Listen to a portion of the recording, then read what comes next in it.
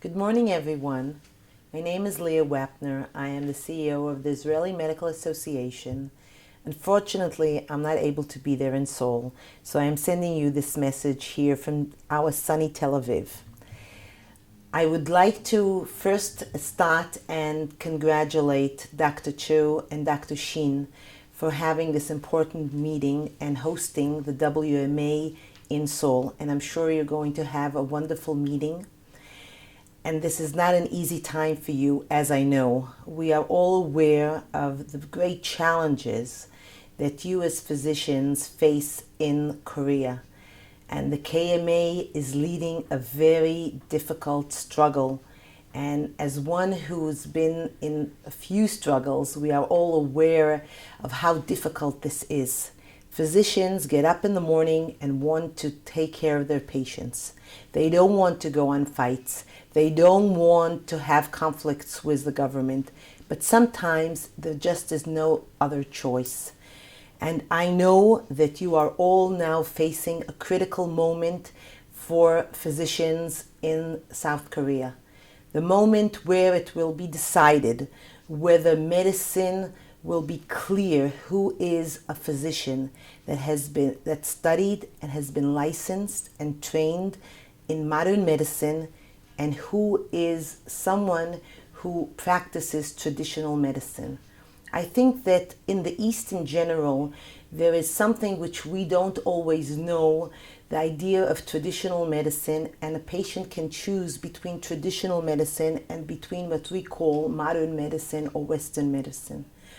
I don't think there is a problem if the patient decides to choose, but I think it is clear that if you try to confuse and try to blur the boundaries between these two things, this is not going to be good for medicine, this is not going to be good for the patients, and it definitely is not going to be good for the physicians.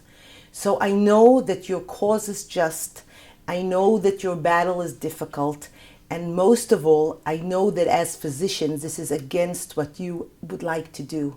But as I said previously, there comes a time in every organization where we have no choice and we must stand up for what we believe is right. The Israeli Medical Association has faced these challenges more than once. Recently, it was in 2011, when we felt that we need to go out and do something in order to save the public medicine. We felt that since there isn't enough money invested in public medicine, we are going to let down continuously our patients. We are not going to be able to perform to our highest standards. And we thought that it is our duty, not only as physicians to take care of patients, but as physicians to come and raise the call and say we need to do something for public medicine.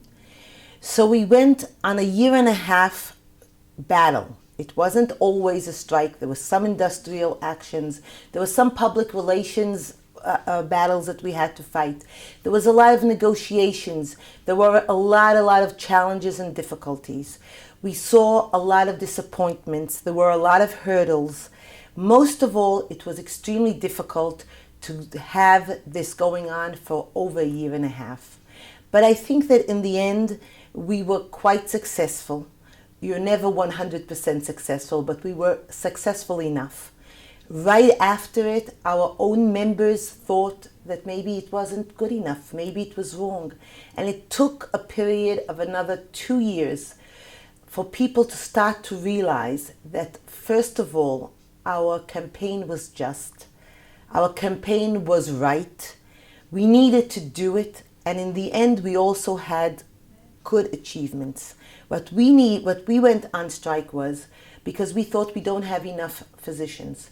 We thought that there isn't an equal distribution between the center of Israel and the peripheral areas.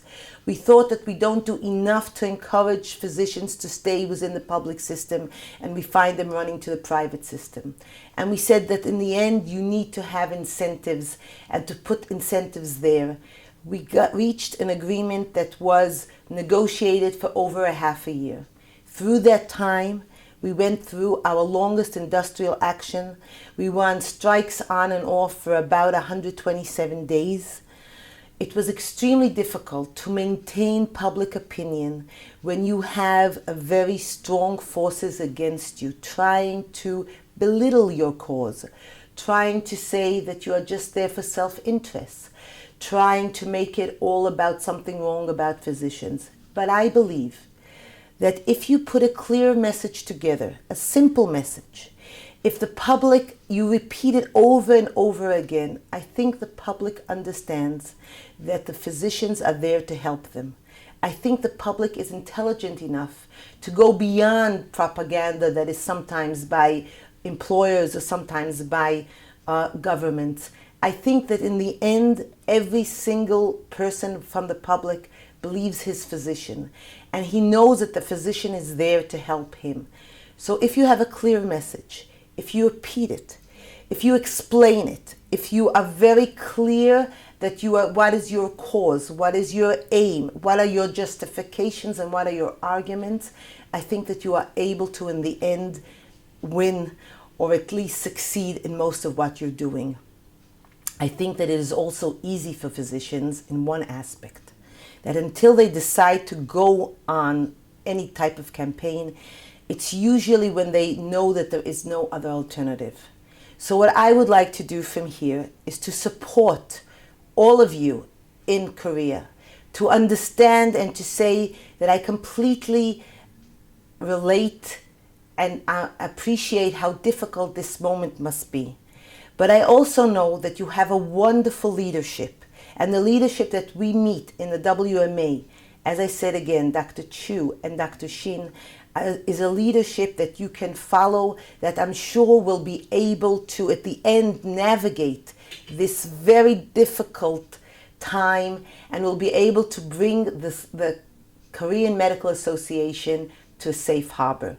So once again, good luck, and know that all your friends in Israel are all behind you. Thank you.